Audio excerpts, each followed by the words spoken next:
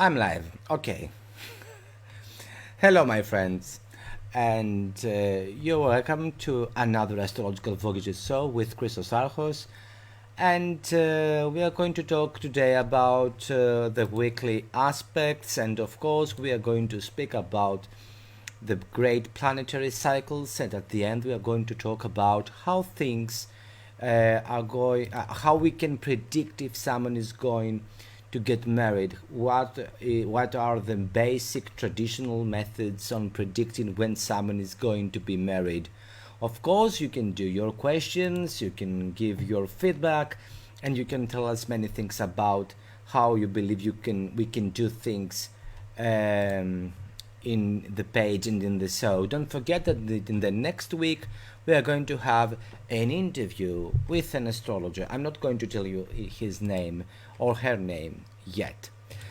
So, today we are going to speak about the current planetary aspects. It was a very difficult day because we had different, very difficult aspects. Let me show the aspects. We had this Mercury having an opposition with Uranus, and we have the Sun forming a square with Saturn, which is always very difficult. It's always very painful to understand what happens.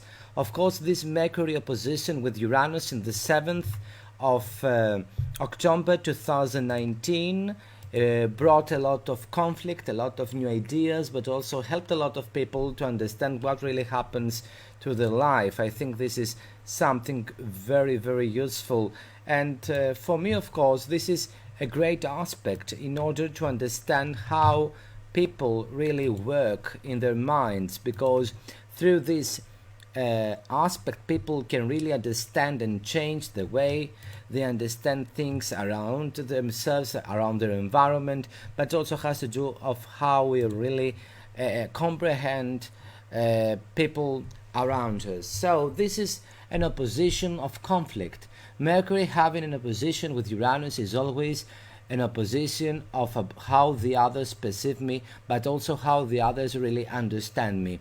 It is always an aspect that brings a lot of difficulties in bringing and has a lot of tension. Of course, the signs that were having the biggest problems is Taurus, Scorpio, Leo, and Aquarius of the first decade, and this aspect is going to affect us for the rest 10 days. But the most important time that we are going to feel this powerful Mercury opposition Uranus energy, it will be till the 9th of October. And again we have this square between the Sun and Saturn. It already happened, but we still feel the power of this aspect. This is a difficult aspect, it's not very easy.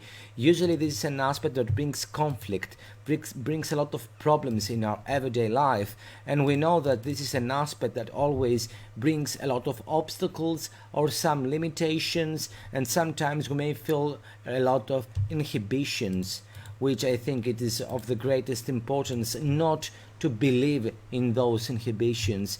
What is, I think, very important is that this square between Sun and Saturn also is going to affect a lot the second decade of the cardinal signs, the Aries, Libra, Cancer, and Capricorn. And this square, I think, is very important because it gives us a lot of information about the problems that are going to be arise the next moment, the next months. But also, I think this is always a bad decision aspect. It has to do with difficult judgments and has to do with our own self-worth. And sometimes we may feel we are not in tune with our environment, and sometimes we may feel that we do not feel well. On the other hand, there is always feelings of insecurity, and perhaps people around the 13, 14 and 15 degree of the cardinal signs are going to feel a lot of conflict, a lot of problems in their personal situation, and it is always a problematic situation in our everyday life, because this is always a difficult aspect. This is always an aspect that brings a lot of tension and a lot of problems. On the other hand, we may feel the power to finish things and complete things that were forgotten and also it is always a great aspect that is going to help us in dealing with everyday information and always to solve things about our family and our daily life. And again we have this Venus entering the sign of Scorpio. Wow, Venus in Scorpio, always fascinating, but always brings problems. It's not an easy position. We know that Venus is not feeling well in Scorpio because Venus is about dealing with everyday life, being okay, being relaxed, and also usually Venus don't want to think a lot, just wants to have some fun. And Scorpio is totally not about that.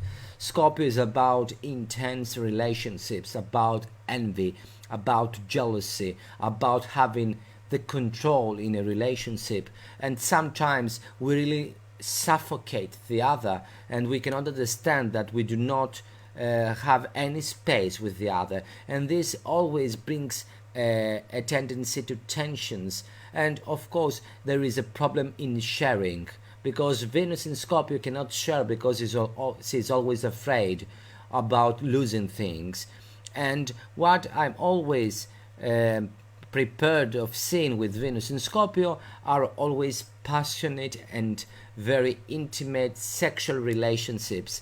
And of course Cancer, Scorpio and Pisces, first of the first decade, later on the other decades, and Taurus of the first decade are going to feel this tension and this power, and I think this is going to be felt by everyone. Of course, this is always a position that is going to bring a lot of financial problems. Perhaps you should not believe what others tell you about current trends in financial situations, because you may feel that you are hearing the wrong people, and the wrong people are going to bring a lot of problems or a lot of difficulties in your everyday life. I think that it is of great importance of understanding that usually with Venus in Scorpio we are having the tendency of giving our innermost thoughts about our love to the other, and this always may feel a little problematic because we are not at easy in learning how deep the others love us and how deep are their emotions about us. And of course Venus in Scorpio is going to bring a lot of luck in the personal relationships of Taurus, especially the first decade, although later on Venus is going to have an opposition with Uranus. This is always an aspect that is going to bring a lot of conflict but also a lot of liberation, but we are going to talk about it later. Don't forget that Venus in Scorpio is always about difficult relationships, and especially when you are divorced or you split up and you come back within a relationship during Venus being in Scorpio, this always means that there are a lot of things you need to be in control, and you need to really to examine what really happens, because Venus in Scorpio always has to do with problematic relationships, or at least relationships that may have problems not just between you and your partner, but you may have problems with your surroundings, with your environment or your parents, or perhaps your financial situation is not very good and your relationship is not feeling very well, something that always affects us, our life. And then we have this opposition between Mars and Chiron on the 8th of October 2019. Is going to affect the first decade of the cardinal signs Aries, Libra, Cancer and Capricorn. This is always an aspect that needs to be the people needs to be in control, which is always very important.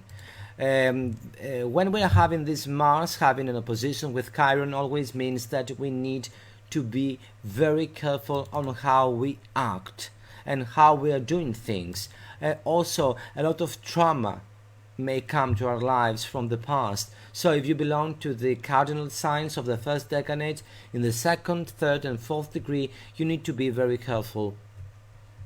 Then we have this Venus forming sesqui-square with Neptune. This is always a difficult aspect because it brings a lot of tension but also a lot of fantasy, and sometimes I think we may have some blind spots. Perhaps we may feel that we're in love but we are not, or we may think that another person is in love with us but it isn't, he isn't or she isn't, and usually this is always a very bad time to do anything about money. Don't sign any contracts, don't do anything new about your business life. This is not a good day. And if you belong to the first decanate of Scorpio and also the second decanate of Pisces, this is always going to bring a lot of problems, especially in the 0, 1st and 2nd degree of Scorpio, and in the 15th, 16th and the 17th degree of Pisces.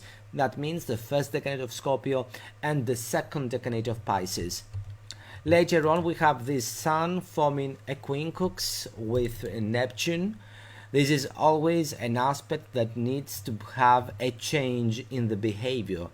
This is going to bring a lot of problems usually to the Librans of the second decanate around the 15th, 16th and the 17th degree, and also a lot of problems may arise for the second decanate of Pisces on the 15th, 16th and 17th degree.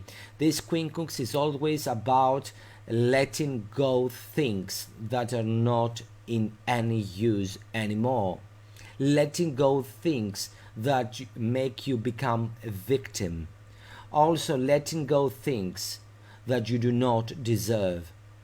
Usually, and Libras of the second decanate and Pisces of the second decanate do that.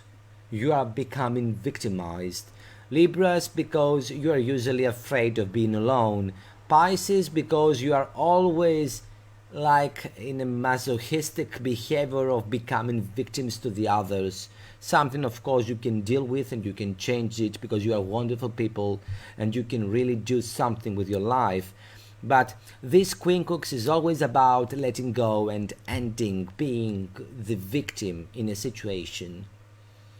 Then we have another quincunx between Venus and Chiron, which always has to do with breakups and has to do with dealing with our emotions, or perhaps we need to end something that we are not anymore happy by using it or having it. Perhaps your job or your financial situation may not be very good and you need to change your job in order to do something.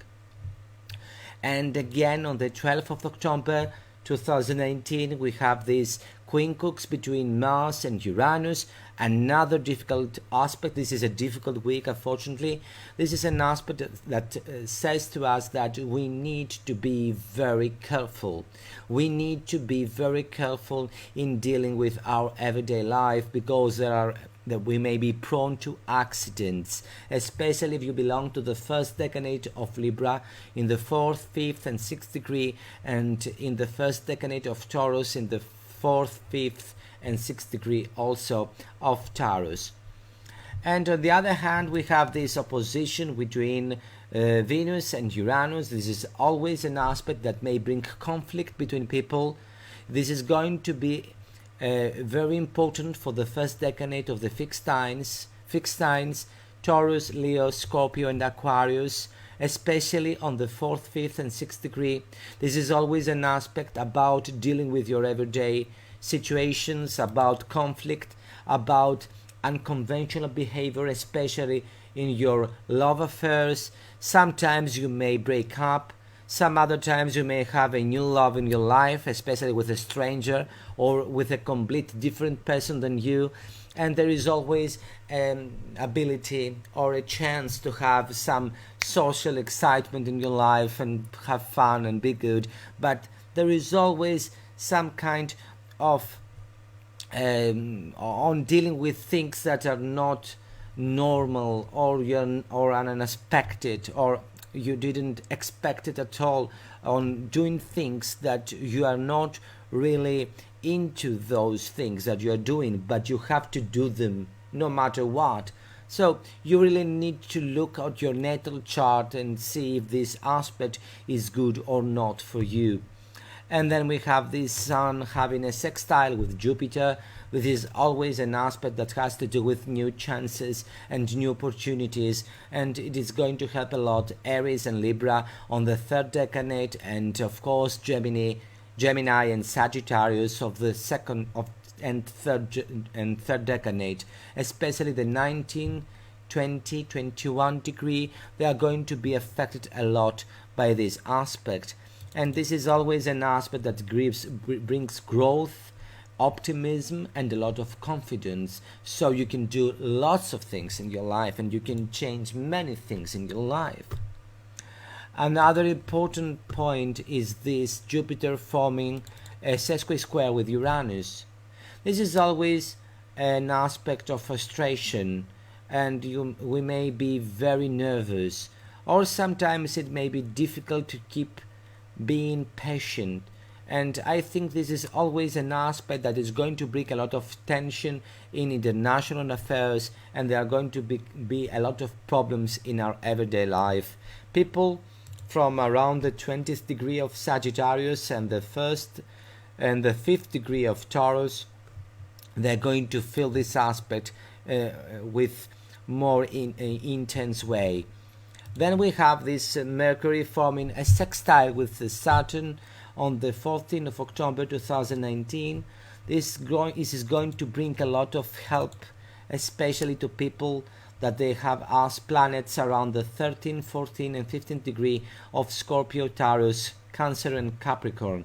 This is going to bring a lot of new contracts or a serious communication. This is going to help you a lot in dealing with your everyday life. You may feel very successful, and also you are going to succeed in what you really want. This is a very good aspect. So this is a very intense week, and it needs a lot of attention because it brings a lot of anger, a lot of problems in your everyday life, and you need to be very careful in how you're doing things. But this is also a week that is going to help you in doing things and dealing with your everyday problems, especially if you are a Gemini, Sagittarius, or a Libra, Aries on the third decade. But if you belong on the first decade of Taurus, Leo, Scorpio and Aquarius, or you belong in the second decade of Aries, Cancer, Libra and Sagittarius, you may have some problems in your everyday life, and you may be a little more cautious in accidents or in your emotional situations and your relationships. Also, we have, wait a minute because my PC frozen. Okay. And on the 13th of October we have this full moon. This is a difficult full moon. Is going to affect a lot of people around the end of the second decade and the start of the third decade, especially if you are Aries, Libra, Cancer and Capricorn. You really need to be very careful in how you're doing things. This is a difficult T-square, and the apex is Pluto.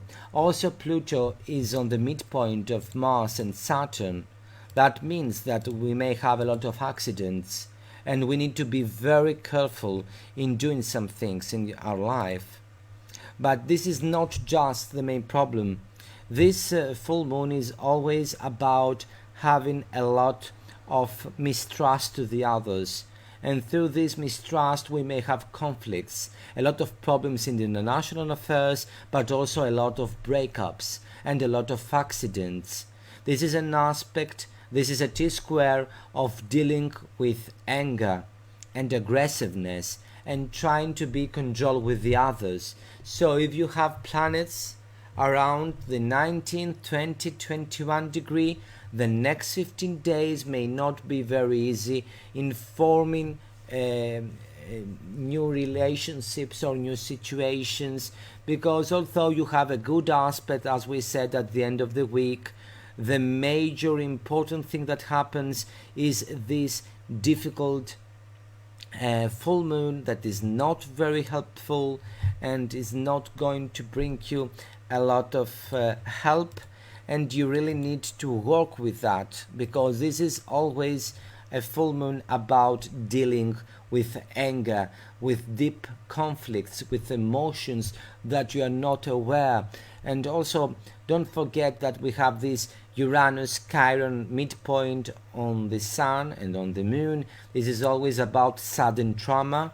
And we have this Venus-Chiron midpoint that also affects the Sun and the Moon, which has to do with emotional and relationship trauma. And then we have this Mercury that is doing a lot of midpoints, so we may have some accidents during that period. As I said, the North Node is exactly at the midpoint of this Mars-Saturn midpoint. This is a difficult midpoint for the North Node, and of course we have other difficult situations like the multiple parallel between Jupiter, Saturn and Pluto. Having a counter-parallel with the North Node, this always brings a lot of conflict and tension and problems in your everyday life, and this is always an aspect that we need to look closely about what happens. So if you belong to the cardinal signs, the next 2 weeks you need to be very careful how you are driving, what are you saying, how you communicate with others, how you're dealing with your job, what are you doing in your personal relationships. There is always a lot of conflict, but also a lot of jealousy, sometimes some power struggles. You may feel alone or depressed, or you may feel that you cannot cope with things, but you really need to understand that you can do things better. Do not fall in the trap of that you are unworthy.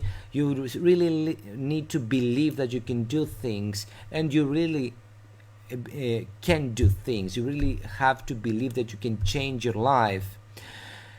So this is a difficult full moon, and we need to be very careful. Now that I end the predictions for the next week, and we had also this full moon, let's go to a subject that I found always very fascinating and very interesting, and this is about the planetary cycles, which I think is always of great importance. Having this learn about these planetary cycles is going to help us a lot in understanding about many things in our life. And I think this is the most important, that when we are dealing with planetary cycles, we really can understand in which period of the world we live in right now, and how we really can change the way we perceive the world, because the planetary cycles are playing an important role and can help us really understand what really happens to our life.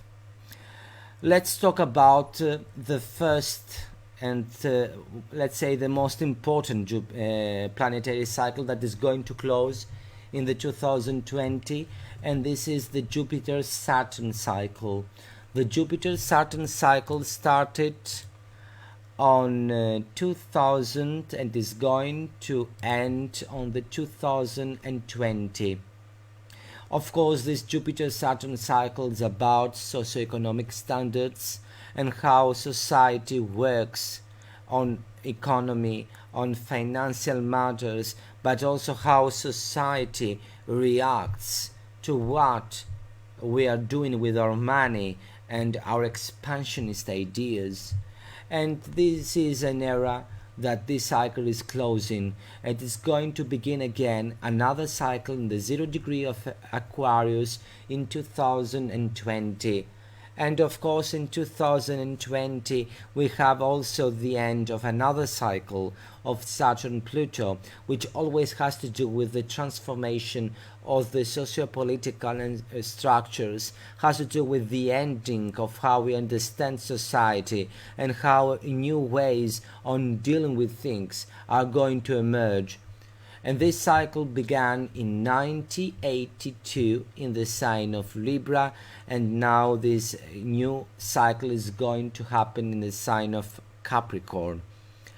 Usually a lot of astrologers say that the 2020 is going to bring a lot of tensions, destruction, blood and wars, and the world is going to end by UFOs and angels coming to the earth, and there is no hope. No, I don't think that this is going to happen. I don't believe that people are going to really let's say the people are going to die or the world is going to end. No, these two important cycles, these Jupiter Saturn and Saturn Pluto that begin in 2020, is just the beginning of something that is going to be changed later on, but not on the 2020.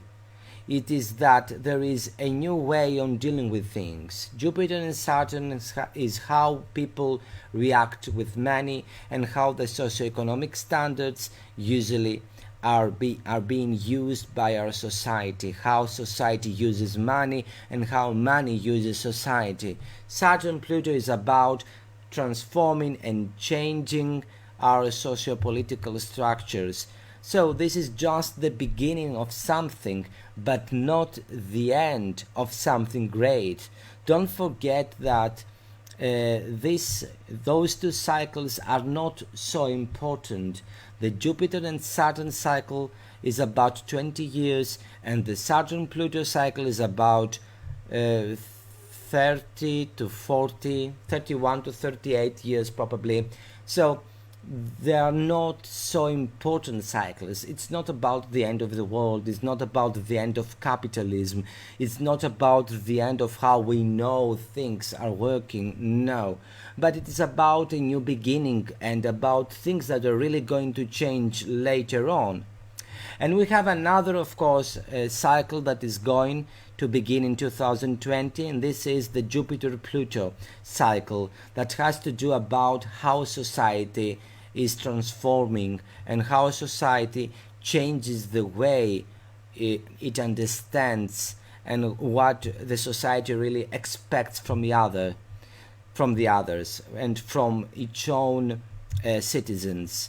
So we have three cycles that are going to start in 2020, and this is the important, because the cycles by themselves are very, very quick and they are not very important. Jupiter-Pluto is about 12 to 13 years, Jupiter-Saturn is about 20 years, Saturn and Pluto is about 35 years. So all of these planetary cycles is not about important situations when they are alone, but right now we have three distinguished cycles that are going to happen in 2020. So we expect a change in the society, but again, do not believe that we are going to have severe changes or something that is going to bring a lot of fear to the people. We have other cycles that began many years before, like the Neptune-Pluto cycle that started in the 1891, which is a great cycle. The Neptune-Pluto cycle began in the 1891 and it is going to end in 493 years. So the next cycle is going to come in 2385. This is an important cycle. This is a cycle about the collective. This is a cycle about transforming everything around the planet, on understanding everything around the world. And nothing really happens around 2020 for this cycle. This is something that changed how the world works. This is the rise of technology. This is the rise of the new era, the end of the 1800s. And we have another great planetary cycle the Uranus-Pluto cycle that started in the 1965 and is going to end in 2104. This cycle is always around between 115 and 140 years. So Uranus-Pluto is just at the beginning. So we don't have a great end on this cycle. And we have another cycle of Uranus-Neptune that started in 1993 and is going to end in 2165 AD. A cycle that has to do with 170 years. And we have a great, although a cycle that is going to end in 2032. And this cycle is always around 45 years. This is the Saturn-Uranus cycle. And I think that everything that we're going to have as about 12 years on changing, of dealing with information, and what I always believe is important is that when we are dealing with the planetary cycles, is that we really need to understand that things are not going to happen around the exact date of the cycle. The cycles just tell us about the future socioeconomic phenomena and how people are going to change through the years. You are not going to find a D-Day through the planetary cycles. But we know that in 2020 a lot of things are going to be changed in how our societies are working, how we understand ourselves with our individuality, how we contribute to the world, how we understand whatever is around us. But I'm sure that this is a 12-year change. This is about something that begins in 2020 and is going to be completed in 2032. We have a lot of new cycles happening between 2020 and 2026. For example, we have the Jupiter-Neptune cycle that begins in 2022. We have the Saturn-Neptune cycle that starts in 2026. So we have a lot of cycles between the 6 first years of the 20th decade that brings us a lot of information. We have the Saturn-Pluto new conjunction in 2020, the Jupiter-Pluto conjunction in 2020. We have the Jupiter-Saturn conjunction in 2020. We have the Jupiter-Neptune conjunction in the 2022. And in 2024 we have the Jupiter-Uranus conjunction, while on 2026 we're having the Saturn-Neptune conjunction. The problem is that the Jupiter cycles are very quick. They are not taking a lot of years to be completed. The Jupiter-Uranus is about 13 to 14 years. Jupiter-Neptune about 13. Jupiter-Pluto about 13. Jupiter-Saturn about 20. And we have only 2 cycles of Saturn-Pluto and Saturn-Neptune that are going to be completed in 2020 and 2026. And they're about 31 to 38 and to 36 years. But you are not going to have a severe change from cycles that are just around 12, 14, 20, 25, 13 years when they last I've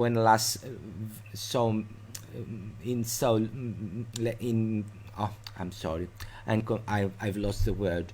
So you're not going to have a lot of changes when you have these cycles that are not so big. And of course we have this Saturn-Uranus cycle that is going to be completed in 2032, which is always a great cycle because it has to do with 46 years. This cycle lasts for 46 years and it is an important planetary cycle, but all of the changes are not fundamental for our society.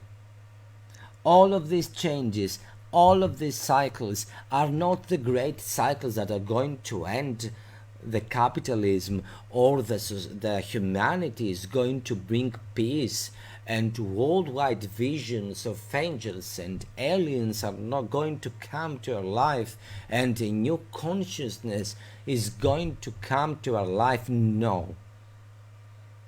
They are just ordinary cycles that happen very, very quickly and happens a lot of times during a century. Saturn-Uranus cycle happens 2 times every century. Saturn-Pluto 3 times. Saturn-Neptune approximately 3 times. Jupiter-Saturn 5 times. Jupiter-Pluto something less than 5 times. Jupiter-Neptune 2 and Jupiter-Uranus 2. On the other hand, the great cycles are the Uranus-Neptune cycles that began in the 1993 and they are going to end in the 2165.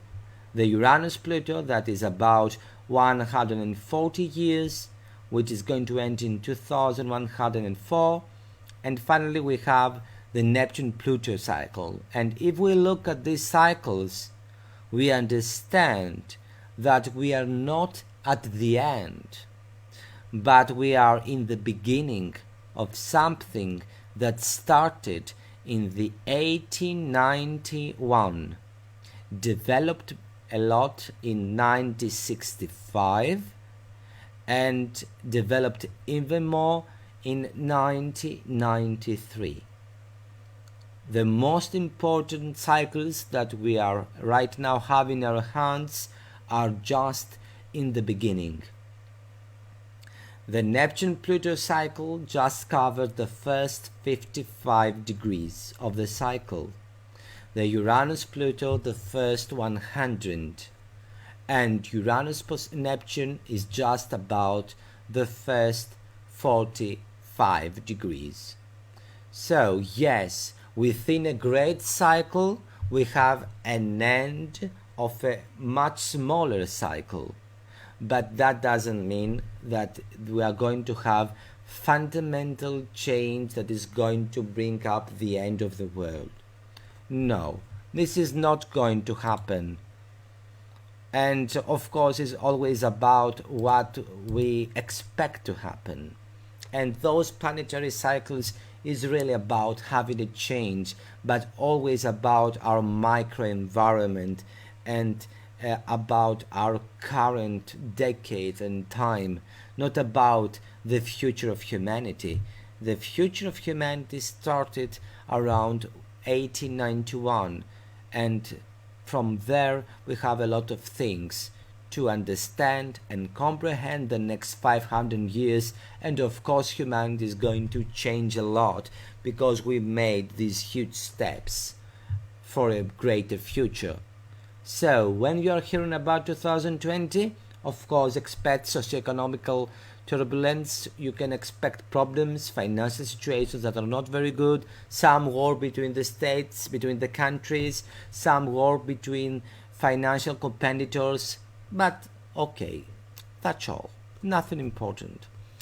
And let's go to our final thing we're going to discuss today. A friend of mine sent me a message to tell you about how we can find if someone is going to have a marriage in his or in her life. So I'm going to tell you just the basic bullets on how you can find if you are going to be married in your life. If you are a woman, you should look your moon. If you are a man, you should look your sun. If you are a woman, you should look your moon, and you have to look on the aspects that the moon is going to do in the future, in the next 13 degrees.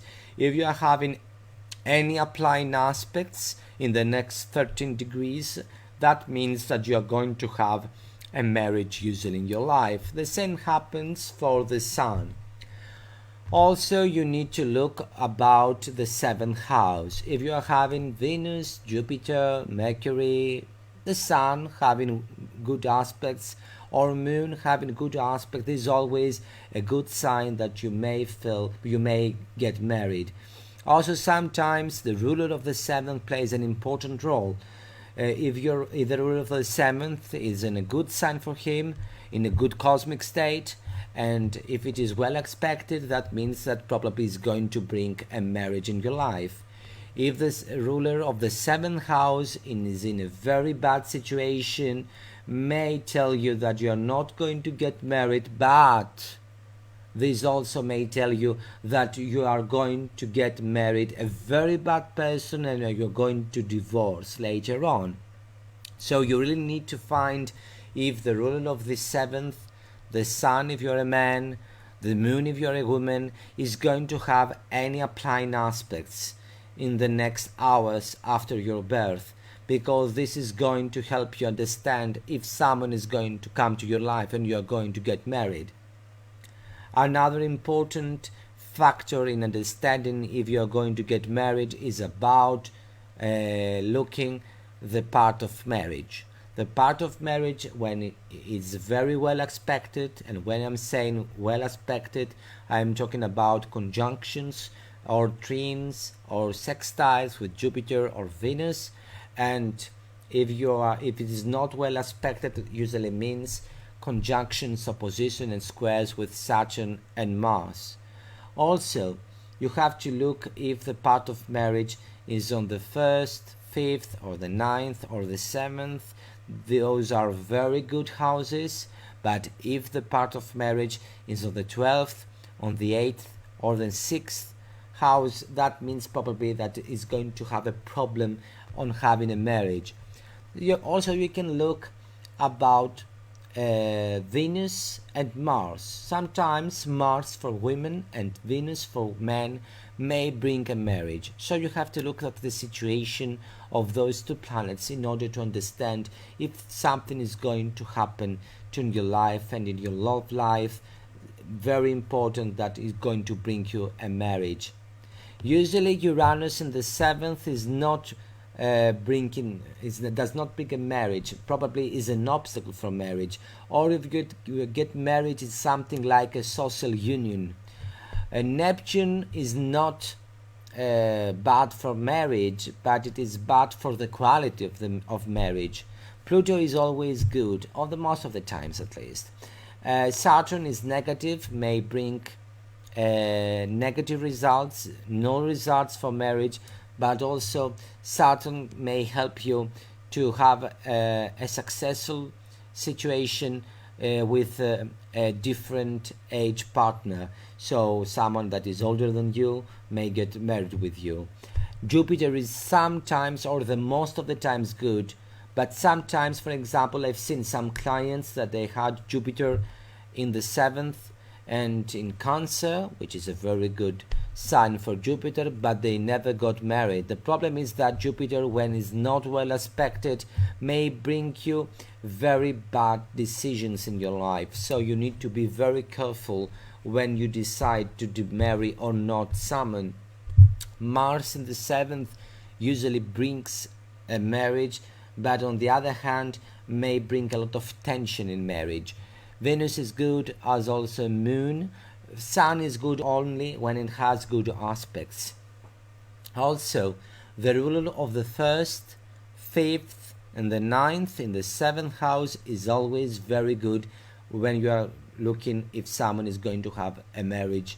On the other hand, the ruler of the 6th, of the 8th and the 12th degree is 12th house is always bringing problems. So you have those rulers on the 7th. This is always a problem that you need to look at it.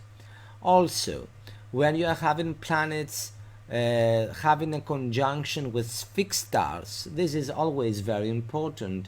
A planet that is in conjunction with Regulus or Aldebaran or Antares may bring a marriage. On the other hand, a planet in Menka or in Capital Gaul or in Phases may bring no marriages, or especially in Phases, a very turbulent and aggressive partner that may bring a lot of problems in your everyday life. And when you're looking at the marriage significators, you always have to look if the person that you are looking is interested in getting married. Because, for example, when your first house and the ruler of the first house is very independent, and you see a person that is not really into creating bonds with the other, she or he may not want to get married. Something that means that no matter how many factors you have about marriage, the person is not going to get married because he or she doesn't want to get married. And of course, another important factor is looking at some specific midpoints: the midpoint of Sun and Moon, the midpoint of Jupiter and Venus, the midpoint of Ascendant and Midheaven, because those midpoints may bring a lot of information about a marriage partner, or if a person is going to get married. Another important thing is always what we call the Morinus natal promise, the Morin, the Jean-Baptiste Morin, the astrologer from France, which had a great technique about understanding things around houses. So if you are trying to look what happens in the 7th, you have to look the ruler of the 7th, and you have to understand if he is in a good position, in cosmic state, in a good sign for him. For example, Saturn in Libra is good, but Saturn in Aries is not. An example. Then you have to look if he's in a good house.